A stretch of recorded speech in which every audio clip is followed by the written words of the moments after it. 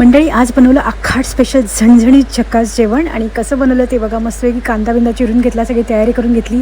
हे स्पेशल मसाले आज वापरले आणि त्याचा वास घेऊनच कळलं की दर्जा किती चांगला आहे.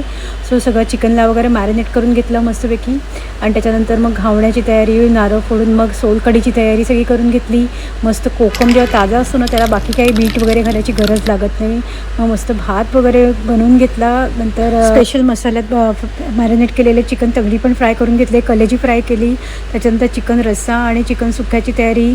आणि त्याच्यानंतर मग बाकी सगळं रेडी करतानाच आज म्हटलं झकास बेस, कारण की बुधवारी वगैरे घरच्यांना वेळ नसतो ऑफिसच्यामुळे. सो आजच कांदा खोबरा भाजून बनवलेलं वाटणसुद्धा यूज केलं.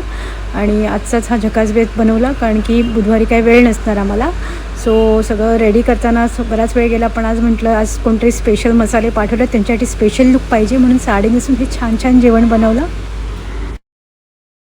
याचं जेवण जेवायला मस्त कलेजी फ्राय आहे, चिकन तंदुरी आहे, चिकन सुक्का आहे, चिकन रस्सा आहे, भात आहे, घावणे आहेत आणि सोलकढी.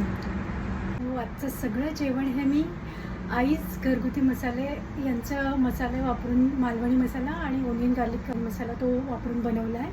आणि खरंच खूप टेस्टी आहे. आमच्या घरातले जेवत आहे. मी आता जाणार आहे जेवायला, पण it was very nice and tasty जेवण झालं आणि घरात सगळ्यांना आवडलं. जर तुम्हाला ऑर्डर करायची असेल तर माहिती कॅप्शनमध्ये दिली आहे.